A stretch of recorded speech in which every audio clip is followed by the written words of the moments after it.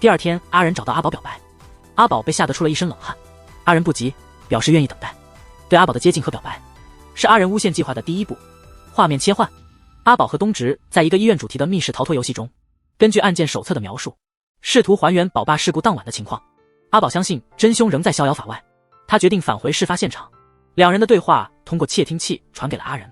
阿仁早就开始监视阿宝和东直。阿仁邀东直到他的烧烤店吃饭，谈到东直失忆的事。经过几次试探，确认东直确实失忆了。家人为东直接近高层领导感到高兴，东直却忙着询问自己8年前到底去了哪里。东直从姐姐那儿套出了一些话，8年前他离家出走，可能去了京畿道广州祭拜故去的母亲。阿仁恰好听到他们的对话，微微一笑，心中有了计划。随后，阿宝和东直开始重新调查8年前的案件。被认定为真凶的老吴是报案的女学生案件的报案人，他还有前科。最关键的是，他明知道认识死者，却谎称不认识。当时还未升官的犯罪画像专家认为老吴的画像与犯罪者一致，这才导致老吴被认定为真凶。但在随后走访女学生工作的便利店时，又有新发现。善良的女学生一直对老吴态度很好，反而是店长经常刁难老吴。如果按这种说法，老吴如果杀人，最可能杀的是店长，而不是女学生。阿宝认为真凶在废弃医院杀人后，然后将尸体抛到老吴工作的工地，栽赃给他。东直听阿宝说老吴曾见过可疑人士，东直担心老吴见到的可能是自己，提议和准备去探监的阿宝暂时分开，他要去祭拜自己的生母。东直来到放置母亲骨灰的骨灰堂，却发现其他骨灰坛周围都布置得很用心，只有东直母亲那边显得很冷清。管理人员责怪东直不孝，从不来看望离世的亲人。就这样，东直更是自责，认为自己8年前没有去看望母亲，反而踏上了成为变态杀手的道路。但事实真的是这样吗？时间倒回到不久前，阿仁比东直先到达骨灰堂，他给管理人员塞了钱，编造了一套东直未曾来过的谎言，还要求将东直母亲原本温馨的骨灰堂改得冷清，制造假象，让东直误以为自己是冷血动物，从未曾拜祭过自己的母亲。另一方面，老吴拒绝所有探监请求，阿宝趁机冲进去，请求其他犯人转告老吴，他可以帮助老吴洗清冤屈。结果阿宝被抓，最后靠眼镜帮助才被救出。眼镜因阿宝的旧案重新调查，阿宝怀疑眼镜不愿重查这个充满疑点的旧案，可能是因为眼镜也知道案件有问题，担心当年他处理的错案被曝光。眼镜没有作答，眼镜心事重重，去隔离病房探望宝爸，意外得知宝爸一直未服药，还费力的请眼镜帮忙找到阿宝。眼镜离开后，阿仁接到医生的消息也赶了过来，眼镜向医生反映了宝爸未服药的情况，要求医院加强管理。阿仁目送眼镜离去，面色阴沉。尽管阿仁用尽手段让东直误认自己为杀人魔，但人的本性是不会撒谎的。东直还是在不知不觉中回到了以前那个善良的自己，向顾客道歉，给同事泡咖啡，这种平凡的生活才是东直最喜欢的。夜晚公司部门聚餐，因为东直是阿仁身边的红人，本身性格也很好，大家都喜欢跟他亲近。组长老孔面临工作裁员，老婆还在国外花销大，心烦意乱的他喝多了几杯，看到这一幕直接对新人小白发火。善良的东直安慰了小白，还主动送醉酒的老孔回家。第二天大家一直等不到老孔，打电话也没人接，不禁开始怀疑和老孔有仇的东直是否杀人了。这话也让阿仁听到了，似乎又在打什么坏主意。然而实际上东直只是做了一大桌菜，还留言鼓励老孔摆脱心境的阴霾。男人的崩溃常在一瞬间爆发，老孔激动地流着汗和泪，表达对母亲的深切思念。这时警察突然来访，老孔一脸茫然，到公司后才知道是阿仁让大家报警的。阿仁担心老孔失联太久可能出了事，老孔并未多想，被东直的真诚感动，放下了自己的架子，先后和小白、东直达成和解。阿仁感到非常沮丧，他原以为东直杀了老孔才让大家报警。就在此时，私家侦探出现了，他已查明阿仁是连环杀人犯，大张旗鼓地索取一大笔封口费，故意选在人多的公园广场交易。狡猾的阿仁已有对策，他从保险柜中取出专用于与私家侦探联系的手机，脸上露出狰狞的笑容。场景转换，阿宝迎来了自己的生日，派出所的同事也送来了生日礼物。根据最新的调令，阿宝将被调至本厅宣传组，从前线转至办公室工作。阿宝失去了继续侦查案件的灵活性，他一度怀疑这是眼镜阻碍他侦查案件的小手段。傍晚，东直下班回家时遇到一直纠缠不清的老七，东直收到了阿仁寄来的匿名包裹，包裹里是阿仁与私家侦探联系用的手机，还有一张威胁的纸条，威胁东直第二天到公园广场交封口费，否则就举报他是杀人魔。东直赶走了老七，他已经落入阿仁的圈套。第二天，东直心惊胆战地前往约定地点，不知老七误以为东直遭遇了诈骗，正在秘密跟踪。到了约定的时间和地点，当私家侦探给阿仁的手机打电话时，发现了东直。东直拿出所有家当，请求私家侦探放过他。私家侦探等不到阿仁，决定离开。东直苦苦哀求也无济于事，私家侦探冷漠地离开。私家侦探离开后，老七也现身了，他成了东直崩溃之际的最后依靠。回到车里，老七向东直解释私家侦探的真实身份。原来这人之前是警察，因收受黑钱被开除。他经常敲诈黑道，在黑社会中声名狼藉。此时私家侦探还未意识到危险已经迫近，他刚坐上车，阿仁便袭击他，使其昏迷。阿仁早已算准私家侦探不会将车停得太远，趁私家侦探与东直会面之机，轻易地找到了车并设下伏击。他拿走了私家侦探手中的证据，然后将私家侦探的手机关机。他的计划逐渐进入到最关键的阶段。夜深时，阿仁发信息给阿宝，称自己知道杀人魔的真身。阿宝立刻将这一信息分享给了东直。东直得知自己在天台上与南胜哲打斗的照片被私家侦探拍下，假扮成私家侦探的阿仁向东直证明自己掌握有力证据。紧接着他给东直发送消息，要求他在1小时内筹集10亿。消息的结尾，阿仁留下一句威胁：如果筹不到这笔钱，你就得想办法如何杀我灭口。东直为了筹集10亿封口费绞尽脑汁，银行因他一贫如洗而不肯贷款，身边的同事一个比一个穷，东直感到非常焦虑。与此同时，阿宝请阿秀调查那个爆料他的手机，结果发现那是一张未经实名注册的黑卡。这时一个意外的人物出现了，眼镜约阿宝出来见面。他推翻了自己之前坚信不疑的说法，也开始怀疑8年前的真凶可能是另有其人。阿宝收到的爆料信息让眼镜表情凝重，两人决定联手调查此案。夜里，东直在老七的启发下跑回家与父亲老陆商量，想用烤肉店作为担保借款10亿应急。但在他开口前，老陆已经开始谈论这家店的历史，这是他走出丧妻之痛的精神支柱，也是保障东直和姐姐顺利毕业的学费来源。东直听后实在不忍心用店铺做抵押。与此同时，阿仁和东直的处境完全不同，曾经高高在上的继母开始讨好他。老徐在对比2个儿子后，决定将公司交给阿仁。看着自己即将成功越过龙门，阿仁加快了铲除东直的计划。画面转换，美女蛇为阿仁筹集到10亿韩元，他因好奇询问钱款用途，差点被阿仁杀害。好在他及时收起了好奇心，表示只要求一个光明的职业前景，对其他事情不做过问。这时东直给阿仁打了一个电话，美女蛇将手机递给阿仁后离开了现场。东直想向表面上对他很照顾的阿仁借钱，他喝了好几杯酒壮胆，但始终不敢开口。阿仁看着东直喝酒的样子，笑容满面。最后是阿仁主动提出了这个话题，他说10亿太多了，需要时间想办法。两人分手后，阿仁装扮成私家侦探，威胁东直第2天下午4点必须交钱，然后他给阿宝发消息，约他5点见面。阿宝立刻把这消息告诉了东直。东直一看到见面的消息就心寒了，这明显是威胁他，如果不按时交钱就会告密给阿宝。无路可走的东直开始练习密室逃生，并准备杀人灭口。他还给私家侦探发了消息，说会按时交钱。阿仁知道东直已经上钩了，他在自己的武器库里模拟了现场，脸上露出狰狞的笑容。第2天，东直借了老七的车去了约定的废弃工厂。阿仁已经准备好了一切，只等东直上台，连环杀人魔将再次行动。然后警方赶到，连环杀人案终于告破。东直小心翼翼地准备杀人，他几乎因为过度紧张而累垮，终于鼓足了勇气，打算用《教父》里的经典杀人方法来作案，但他又吓得自己坐到了地上。监控的阿仁简直忧心忡忡。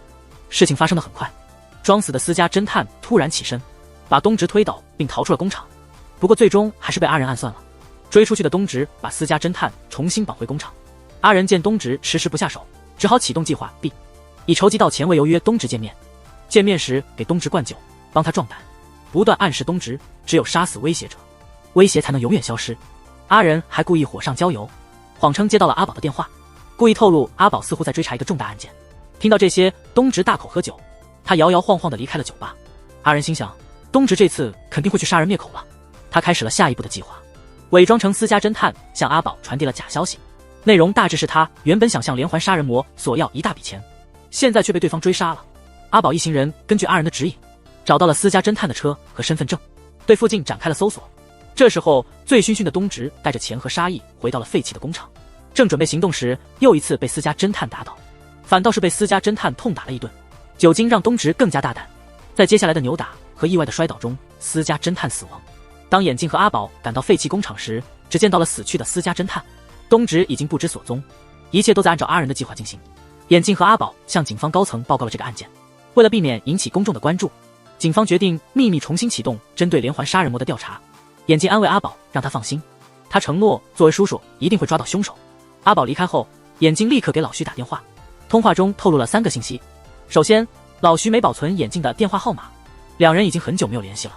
其次，眼镜提醒老徐他是8年前那个女学生命案的办案警察，这是两人最初相识的关键事件。结合这一点，眼镜在连环杀人案重启调查时联系老徐，肯定是因为有些秘密无法隐瞒，需要协商。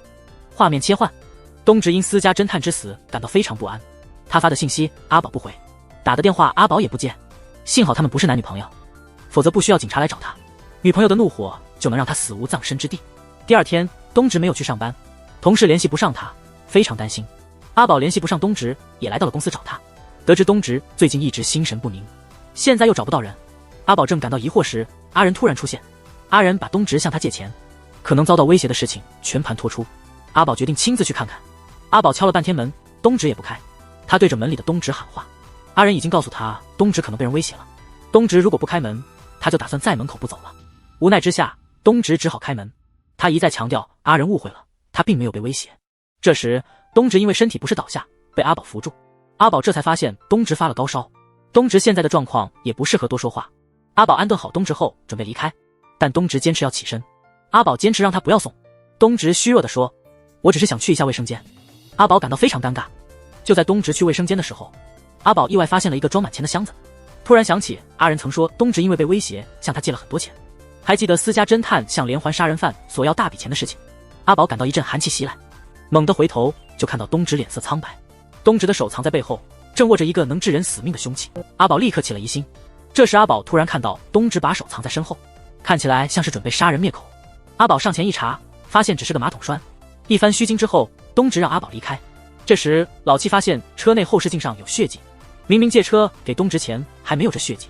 下楼的阿宝遇到了老七，向老七询问东直的勒索情况和昨晚的行踪，还问了老七是否认识那位死去的私家侦探。老七明明知道私家侦探的死和东直有关，为了保护东直，装作什么都不知道。阿宝回想老孔、智勋、富二代，他们都说曾被东直袭击和恐吓，一次可以是偶然，多次就不是偶然了。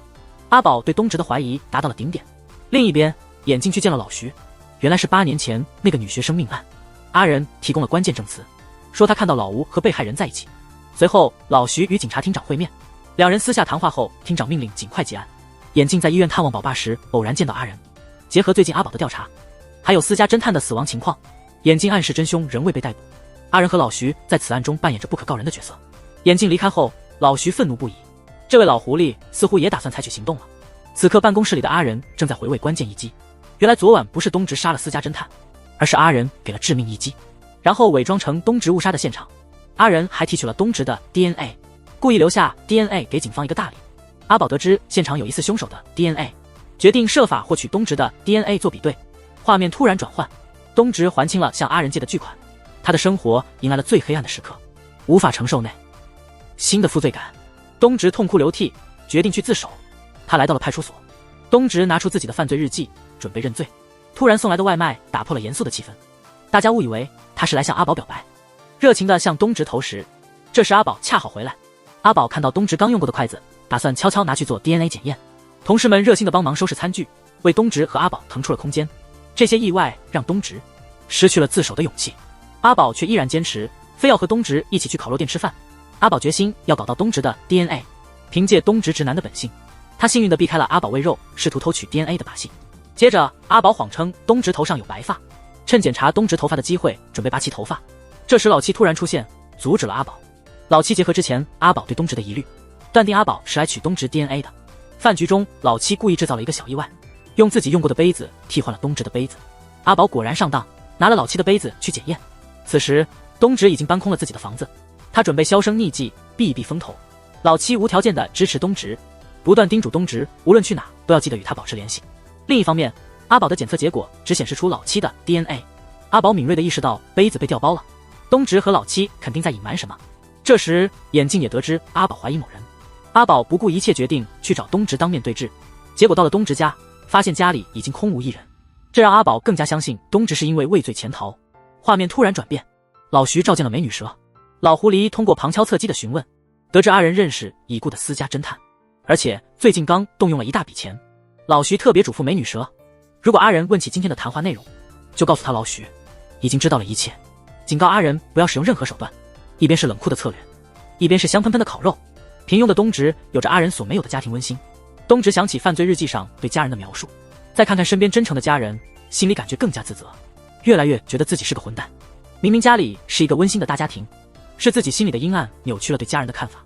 这时候阿仁去见了老徐，老徐直接拿出了一份文件，文件是私家侦探死亡现场的 DNA 与阿仁 DNA 对比的结果。老徐明确表示他怀疑阿仁是真正的连环杀手。阿仁强装镇定，解释说他和私家侦探只是因为工作才认识。他打开了 DNA 对比的结果，结果显示和他无关。回到车里，阿仁这才放下伪装，他开始着急的找办法推卸责任，避免后患。打电话给东直，两人约好去喝酒。两人的最后一次狂欢终于到来，在情侣们庆祝圣诞节的夜晚，一个真正的变态和一个冒牌的变态一起喝了致命的酒。酒过三巡，菜过五味，东直喝多了。首先他透露了想要辞职的念头，然后开始反思自己没有把家人朋友的生命放在心上，真是混蛋的典范。混蛋终于到家了，东直不知道阿仁已经打算对他下手，做了个短暂的梦。他迷糊的醒来后离开了，他没想到自己的犯罪日记在他睡觉时被人取走了。阿仁打电话给阿宝，提到了东直辞职的事，还特意提到东直的日记被落在了酒吧。阿宝突然想到日记里可能有东直的秘密，赶紧询问酒吧的位置，急忙过去。之后正准备坐大巴离开的东直发现日记不见了，这时阿仁给东直发了消息，说酒吧那里联系他，好像是捡到了什么东西。东直急忙下车赶回酒吧，阿仁已经把酒吧清场了，把犯罪日记放回了吧台上，并在酒吧中央的显眼位置放了一把足以杀人的刀，然后潇洒地离开了。不久后，阿宝先到了酒吧，他在日记上翻到了让他绝望的血指纹。紧接着东直也到了，他看到阿宝正在翻日记，没有多说，拿起阿仁留下的刀向阿宝走去。阿宝感觉到了背后的危险，猛然回头，东直也在这时缓缓展示了手中的凶器。阿宝脸上露出不可置信的表情。正在这时，阿宝已经看完了犯罪日记，东直抓起桌上阿仁留下的小刀，与阿宝展开了激烈的肉搏战，好几次都有机会下手杀人，但都被自己内心的善良本能所阻止。最终东直被阿宝制服并带走。酒吧外，阿仁看着东直被警察带走，突然大笑，从没杀过人的东直却被当作连环杀手，还有什么比这更荒谬的事情吗？紧接着警方开始审问东直，东直在审讯中对犯罪日记上的案件逐一认罪，但唯独对流浪汉的死亡时间有误。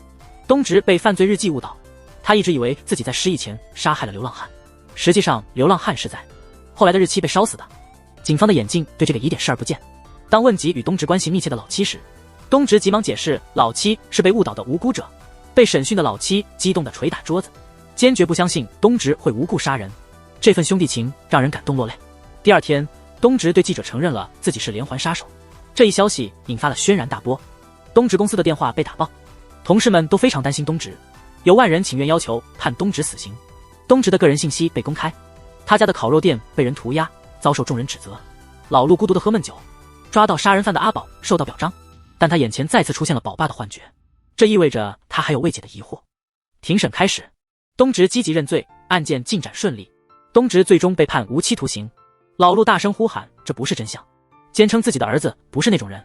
阿仁再次露出恶魔般的笑容，东直担心自己的面容吓到别人，不敢与狱霸对视。狱霸生气了，非要看看东直有什么特别之处。东直于是开始了他机智的监狱生活。阿宝看到宝爸状态不对，不顾医生的劝告，把他接回家。宝爸再次出现，象征着阿宝的潜意识。东直几次想要杀害阿宝，却始终未能下手，把犯罪日记的行为强加在东直头上，显得很突兀。阿宝感觉到了其中的蹊跷。这时候阿仁也没有闲着，他让美女蛇重复老徐的谈话内容，然后又追问美女蛇是否怀疑他杀了那个私家侦探。感觉到危险的美女蛇坚称凶手是东直，这样他才避免了一场灾难。阿仁让美女蛇去查一查，是谁在背后让老徐怀疑他。接着阿仁接了医院的电话，得知宝爸已经被阿宝带回家了，他立刻打电话约阿宝出来。送花示好，实际上是想说服阿宝把他老伴送回医院，结果却碰到了告白的车祸现场。阿宝结清了宝爸的住院费，拒绝了阿仁的好意。他决定要查清楚东直的案件，正好有人送枕头，他想睡觉。东直的同事阿浩带来了东直留下的遗书，连阿浩这样的普通人都觉得有问题，更不用说一个连环杀人犯会突然写遗书自杀。如果东直真的要杀人，应该会首先选择让他背黑锅的老孔和阿浩。阿宝觉得自己离真相越来越近了。老七带着老陆一家人去探监，在见东直前，老七还特意嘱咐大家不要哭，要珍惜探监的时间。结果东直一到，老七哭得最伤心。东直为了让家人不再为他伤心，承认自己就是那个变态杀人狂，表示没有必要再见面。晚上，阿宝根据最新的线索整理情况，推理出东直捡到了那本犯罪日记，失忆后误将犯罪日记当成自己的，这就导致了他后来性格的大变和误解。另一方面，阿仁发现是眼镜在背后让老徐怀疑他，立刻明白了眼镜已经知道8年前的那个案子的真凶是他。现在眼镜想利用这件事来谋取好处。想到这里，阿仁开始考虑如何消除这个威胁。第二天，阿宝和父母一起看电视，电视上出现了关于东直的报道。宝妈立刻认出这是之前经常帮他遛狗的那个年轻人。宝妈说，那个月晚上东直在帮他们遛狗，但犯罪日记上写的却是他当时在选杀人地点。除了这个疑点，阿宝还想到了那个废弃的工厂。作为前刑警的私家侦探，肯定知道那种偏僻的地方非常适合杀人和抛尸。如果按现在的情况来看，私家侦探勒索东直一大笔钱，他怎么可能还敢单枪匹马的去会面？兵贵神速，阿宝立即去见东直。他发现东直缺少了杀害私家侦探的记忆，而私家侦探是把东直约到废弃工厂的人。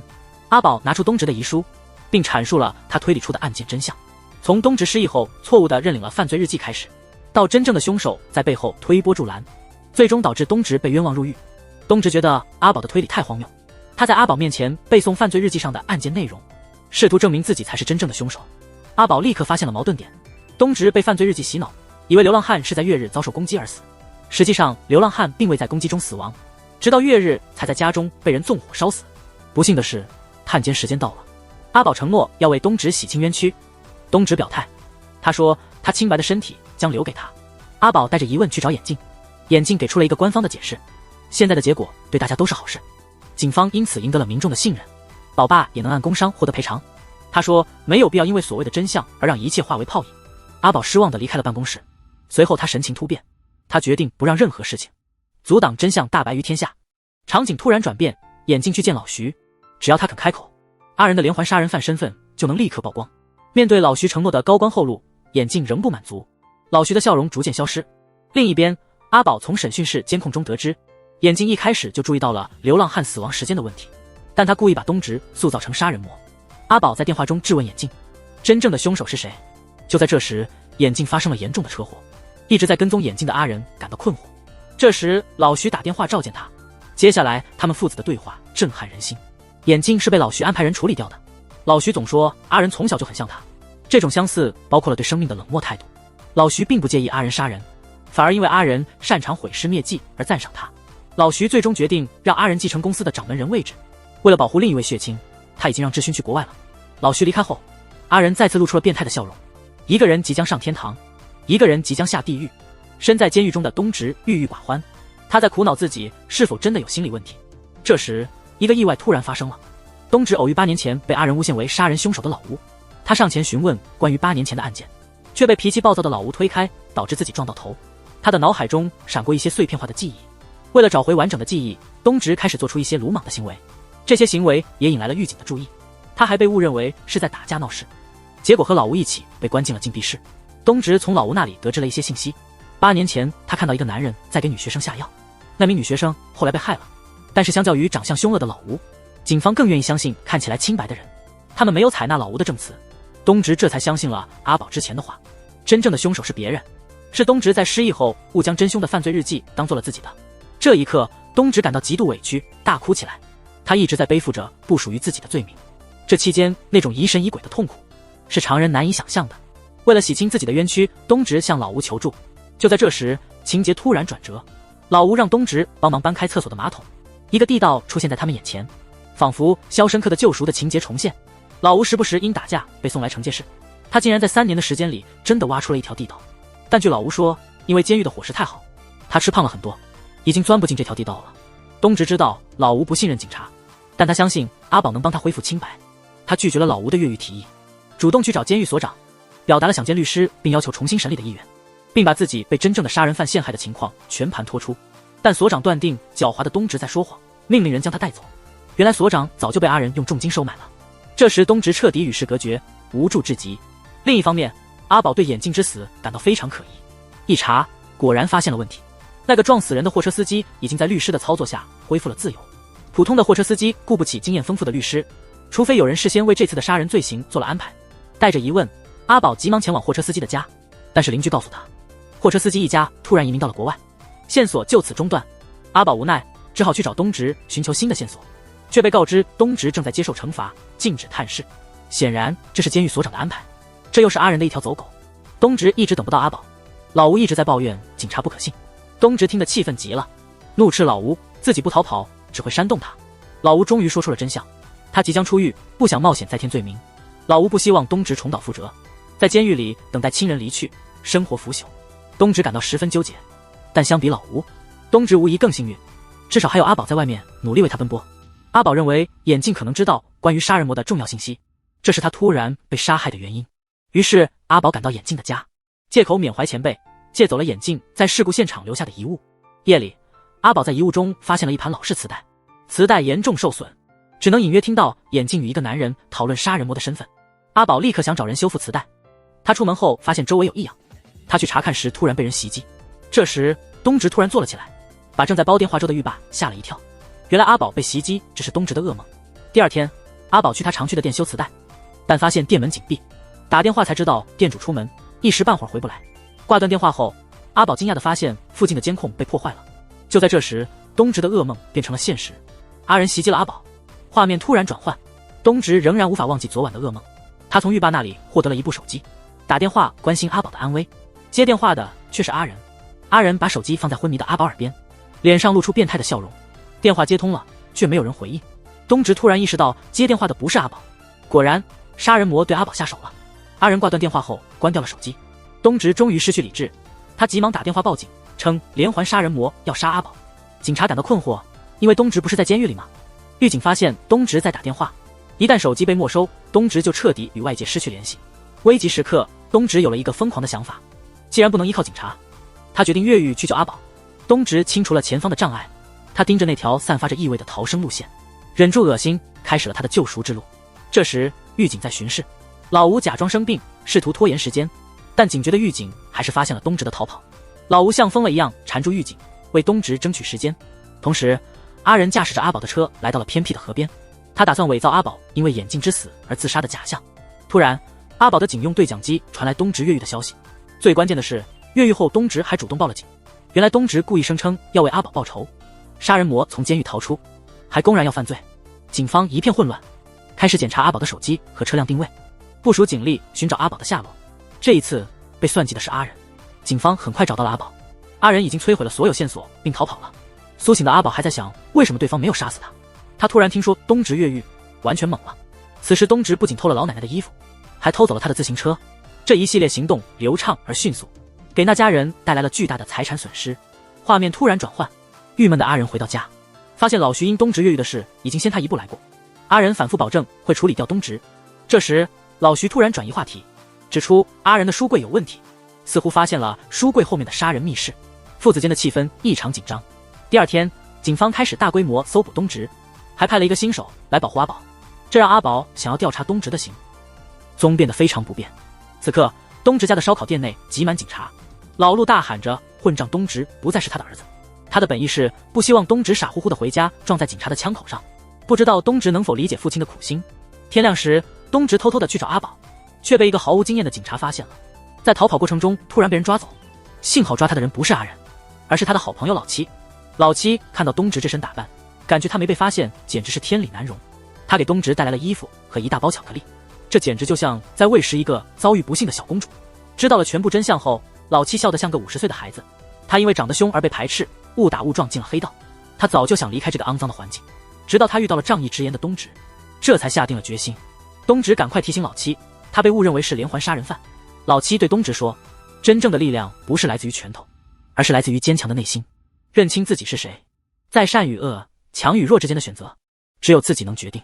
两人随后回到正题，他们想找一个只有东直和阿宝知道的地方交换信息。东直立刻想到了他们常去的密室逃生店，两人迅速前往那家店。由于东直以前常去，店铺名声不好，已经快要倒闭了。东直猜想，如果阿宝想找他，迟早会来到这里。他还没想好要留下什么信息，意外的在密码箱里发现了一张约定见面的纸条。东直一看，不禁喜出望外，看来阿宝和他想到了一块。终于到了约定见面的那一天，阿宝借推宝爸散步的机会出门，阿秀设法支开了那位无经验的警察，双方终于在纸条上约定的公园见面了。阿宝因为东直为他越狱而疯狂地打他，明明没在一起，两人却撒了一地的狗粮。但就在此时，阿宝的一句话让东直感到不寒而栗。没想到陆东直这么多鬼点子，竟然用这种方法约我见面。东直大吃一惊，原来密室逃生的密码箱里的纸条并不是阿宝留的。他突然感到自己像是掉进了一个陷阱。此时，许多警察已经赶到现场。阿仁面露微笑，原来是他在密码箱里放了纸条，将两人约到这里。这一切都是他策划的。阿仁设了个圈套，诱使东直去公园与阿宝见面，同时匿名向警方报告了东直可能出现在公园的信息。他认为抓到东直已经是十拿九稳的事了。关键时刻，阿秀像对阿宝一样信任东直，引开了警察。东直又一次侥幸逃脱。夜里，警察来到阿宝家，询问他的安全情况。他们坚决保证不让东直再接近他。警察刚走，东直就悄悄出现了。最危险的地方反而是最安全的。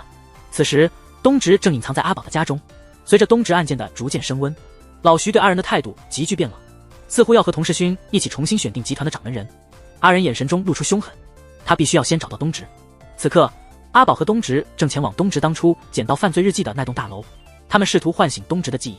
途中，他们联系了老七，但老七告诉他们那栋楼已经重新开放，现在人来人往，一去就会被发现。一个计划不行，还有别的办法。老七建议东直再撞一下头，可能会恢复记忆。说着还停车演示了一番。一个计划不成，还有第二、三、四、五计。这就是我们机智的老七。帮东直恢复记忆的最好办法，可能就是见见他最熟悉的家人。现在东直家和烤肉店周围都布满了警察，老七索性带着东直一家人去了他手下黑帮的办公室。这家人就在这奇特的环境中见面了。东直在生死边缘疯狂寻找线索，他断断续续的记忆最终拼成了整体。他终于记起了大魔王阿仁。从这一刻起，轮到东直开始追捕阿仁。他留了一张纸条给家人，假装记忆还没完全恢复，装作想不起来凶手是谁。阿仁为了找到东直，果然按照东直的预料来到了烤肉店。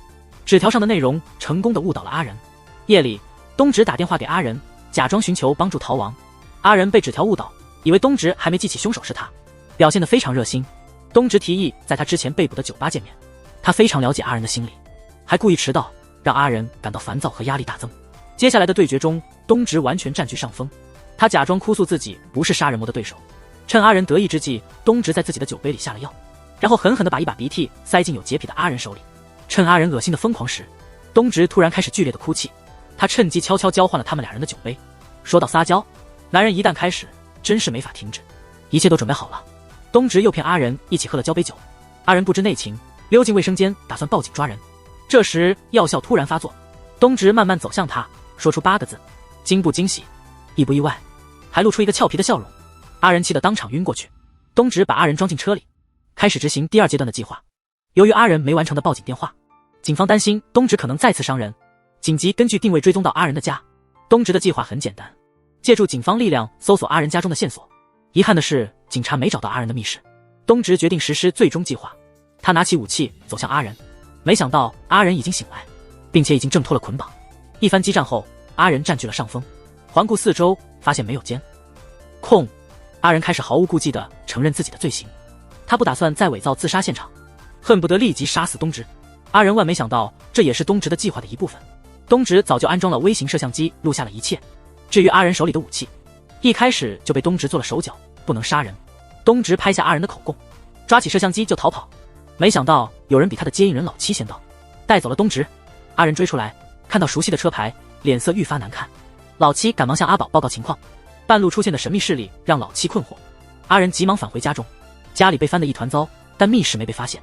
阿仁刚松一口气，接到一通令他心寒的电话，老徐悄悄把志勋接回国了。阿仁气得要爆炸，刚刚带走东直的车居然是老徐的，把这一切联系起来，这是老狐狸终于对他动手了。阿仁再次拿起凶器，化身成恶魔，以他的性格自然不会坐以待毙。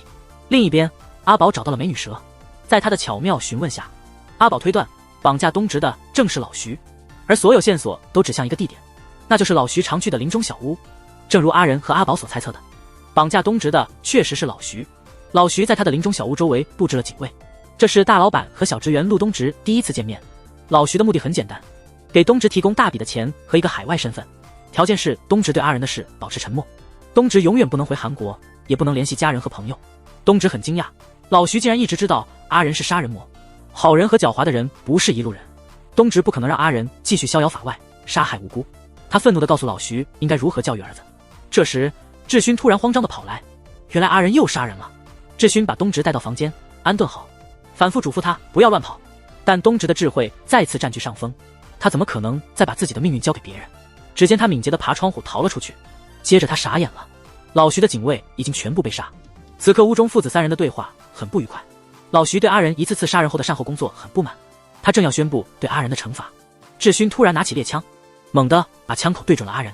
但哥哥终究是哥哥，阿仁轻松地从手软的志勋手中夺过枪，看着自己的小儿子即将被杀，老徐慌忙下跪求饶，他答应用所有家产换取志勋的安全。他本不该说出这些，这话激怒了阿仁。老徐一直教育阿仁要强者为尊，现在却因为弱者志勋而放弃一切，这简直是天大的讽刺。阿仁一怒之下杀死了老徐，看着阿仁打光了子弹，志勋没有反抗也没有逃跑，乖乖地给阿仁送上子弹。阿仁的枪口再次对准了志勋，他追问东直的下落时，志勋正好看到窗外的东直，跟着志勋的视线，阿仁也看到了东直。真正的疯子和假装的疯子再次达到对立的境地。阿仁无法忍受父亲偏爱志勋，于是开枪杀死了老徐，然后发现了门外的东直，射击未中，东直逃走了。东直的关键证据，一台微型摄像机被志勋偷偷拾起。阿仁没有追赶东直，他在酒中下药，然后将酒递给志勋。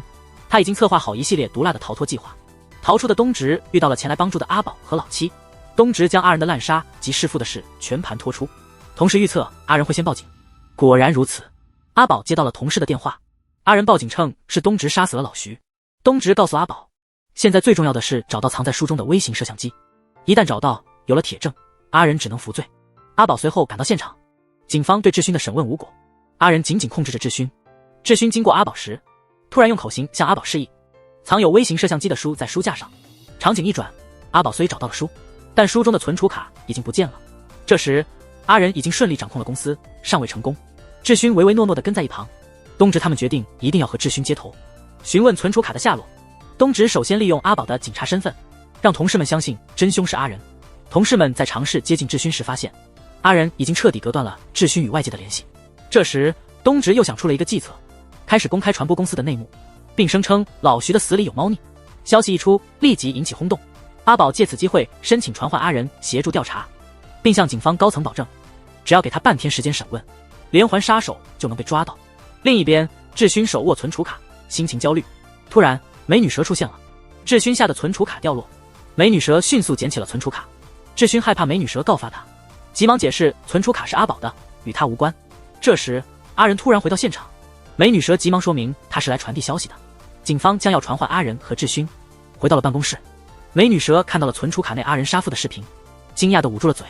在阿仁被审问的同时，对付连环杀手的计划全面启动。阿浩他们在公司没有找到志勋，东直早就预感到阿仁在隐藏人方面非常小心，他和阿浩分头前往阿仁家搜索，结果一无所获。东直在和阿宝通电话时，怀疑阿仁家里有秘密室，阿宝那边用了测谎仪，阿仁还是波澜不惊。审问的时间快到了，东直加快了搜索的速度。东直在书架上发现了一本叫《物种起源》的书，细看之下，这本书竟是开启秘密室的机关。东直进入秘密室的瞬间，秘密室的门又关上了。阿宝回到审讯室，发现形势不利，阿仁的律师到场了，几句话就利用法律漏洞，提前结束了阿仁的审问。阿仁刚走，阿宝接到了美女蛇的电话，美女蛇说是要带志勋传话给阿宝。阿宝开车去见美女蛇，同时给老七打电话，提醒他们阿仁已经离开警局，让他们尽快离开阿仁的家。一直在外望风的老七进屋却发现东直不见了，阿宝立刻猜到阿仁家里真有秘密室。此刻东直在秘密室发现了志勋，但他们不知道怎么离开秘密室。阿仁坐在办公室里，通过监控观察密室里的两人。阿仁脸上露出疯狂的笑容。这时阿宝急忙赶来与美女蛇见面，结果在一间亮着灯的办公室里找到了阿仁，正准备抓捕阿仁，没想到阿仁反击，出其不意地攻击了阿宝。原来这一切都是阿仁策划的。阿仁因为志勋过于听话而起了疑心，于是派美女蛇去试探，果然查到了存储卡和背后的阿宝。结合网上的爆料和警方的突然传唤，阿仁立刻猜到这是东直对他的反击，索性利用这个机会一网打尽东直和阿宝。此时美女蛇正坐镇监控室，充当阿仁的眼线和耳朵。阿仁开始执行他的最终计划，他命令东直杀掉志勋，否则他将立即杀死阿宝。看到东直有所犹豫，阿仁劝说东直，语气苦涩。东直想起志勋的种种恶行，最后他带着恐怖的表情冲向志勋，鲜血缓缓滴落，汇成一滩。阿宝不敢继续观看，阿仁笑得像一朵食人花。离开密室后，东直终于见到了老七。此时剧情再次反转，原来密室里的血是东直自己的，他利用监控盲区自伤，让志勋假装死亡，这样成功的骗过了阿仁。东直在暗中策划对阿仁的反击，阿仁也不会真的放过东直和阿宝，他等着东直前来营救阿宝。届时他计划杀死阿宝，并将罪名嫁祸给东直。阿仁准备用的作案枪械是老徐的猎枪，他为这一天早已做好了准备。老徐死时，阿仁骗警察说猎枪是被东直带走的，等待东直的将是一个绝境。这时阿仁接到了美女蛇的电话，警方已经到达楼下。阿仁急忙让美女蛇阻拦警方，警方随即被困在电梯中。此时监控室的美女蛇也露出了奇怪的表情。与此同时，警方就出了假装死亡的质询。阿仁看着这一幕怒不可遏，他拿起枪对准了阿宝。就在他即将扣动扳机的那一刻，门外传来了东直的声音，他立刻追了出去。果然是他一直与之斗争的宿敌东直。东直擦去脸上的血迹，脸上的表情从疯狂变得更加疯狂。东直不断提及质询设计阿仁的事，阿仁非常生气地盯着东直，未能击中后，东直逃走了。阿仁转身又抓住阿宝当人质，他用滚烫的枪管烫伤了阿宝，逼迫东直现身并乖乖听话。这时东直本能地回想起看过的犯罪电影中的对策，脑海中突然浮现阿仁犯罪日记的内容。东直的表情突变，露出疯狂的笑容。阿仁在自述中自称为猎杀弱者的变态，但实际上他才是真正的弱者。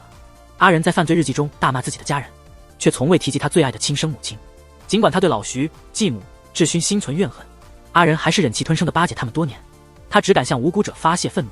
阿仁的畸形自尊遭到了挑战，东直抓住机会发起攻击，两人展开了激烈的肉搏战。他们从站立到倒地不断激烈缠斗。这时阿宝的对讲机突然传来警察支援的消息，阿仁这才意识到东直一直在拖延时间。愤怒的阿仁决定结束一切，却再次被敏捷的东直躲开。阿仁重新将目标转向阿宝，怒不可遏的阿仁再次找到东直。挣脱束缚的阿宝此时瞄准了阿仁。基于反派不按常理出牌的原则，阿仁先发制人打伤了阿宝。就在阿仁准备补枪致命一击时，东直如暴龙般扑向阿仁，双方再次展开激烈的肉搏战，最终一同冲向高楼的窗户。一道黑影破窗飞出，坠楼的正是阿仁。噩梦终于结束，美梦开始。经历这场大难后，东直梦见了已故的母亲，还闻到了童年的味道。而在现实中，阿宝充当母亲的角色正躺在他身边。画面忽然转变，阿仁躺在病床上沉睡，他坠楼时恰好落在了一辆垃圾车上，侥幸捡回一命，但因脑部受损无法动弹。阿宝望着阿仁，不禁感叹他仿佛被困在了世界上最恐怖的监狱。阿宝和东直离开时遇到了穿着整齐的美女蛇，他的恶行终将受到法律的制裁。最终借助东直和阿宝的证词，加上警方在阿仁家发现的杀人密室，阿仁的连环杀人罪名已无法逃脱。警方特别感谢东直，若非他坚持正义，此案可能会变得无法收拾。案件终于告一段落，大家重新过上了平静的生活。老七开始在东直的烤肉店帮忙，遇到闹事的客人，他的中二性格就会显露出来。阿宝最终战胜了内心的恐惧，成为了犯罪心理分析师。他在首个案件中就成功救出了被绑架的小女孩。东直开始经营密室逃脱生意，许多人因为追星而来到他的店里，生意相当不错。东直利用空余时间把自己的经历写了下来，准备将其出版成书。书的名字定为《精神变态日记》。东直的书终于出版了，他生动的叙述引发了观众的热烈反响。他没想到的是，此时病房中的阿仁已经苏醒并逃出，阿仁正出现在他新书的签售现场，紧盯着他。这时阿宝给东直送来了祝贺的鲜花，卡片上的话让东直非常高兴。晚上东直的好友们来到他的烤肉店庆祝新书发布，这是剧中最轻松的时刻，大家放松地开始聊天。酒过3巡后，东直一个人回到小店去锁门，不远处脸色惨白的阿仁正盯着他。阿仁一路跟踪东直到前台，通过监控发现东直在房间里打扫卫生。阿仁拖着伤腿闯入房间乱刺一气，却发现刺的只是一个人偶。这时门外有人锁上了门，来人是东直。原来早上阿宝送花时，花上附赠的卡片写的不是祝福语，而是阿仁从医院逃走了。两人预料到阿仁会来找东直复仇，于是设下了圈套，录制了东直在房间打扫卫生的视频。东直故意晚些时候回电，为阿仁创造行动机会，用视频诱骗阿仁进入房间并将其锁住。阿仁惊慌失措。东直之所以如此费力，是因为担心报警会让阿仁不敢出现。现在的东直信心满满，他要求阿仁道歉后才放人。阿仁失去了往日的傲气，乖乖认输。东直真的放他走了，但阿仁高估了自己，即便是1对1的对决，阿仁已不是东直的对手。最终阿仁再次被捕，等待他的将是应有的惩罚。一切终于尘埃落定。阿宝和东直一行人去探望了宝爸，宝爸的情况已大有好转。然后他们在车上又聊起了东直被撞的那次意外。其实东直被撞不完全是阿宝的错，那时东直因为自杀未遂感到非常沮丧，他见证了阿仁对流浪汉施暴后又懦弱的逃跑，被车撞死其实是东直内心深处的期望。阿宝在安慰东直，他的潜意识里制造出宝爸的幻想，这使他对真相和疑点视而不见。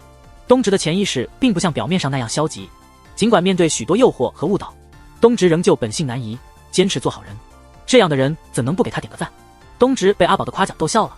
在大结局时，真假变态各自找到了他们的归宿。阿仁面临的是无尽的刑期。为了已经出狱的老吴，他故意犯事再次入狱，谎称马桶下是逃生的路，这让阿仁气得七窍生烟。对于阿仁这种人渣，清醒的服刑比昏迷一生更加痛苦，这是他应受的惩罚。至于东直，依靠丰富的观影经验和特别的思维方式，成为了阿宝的破案顾问。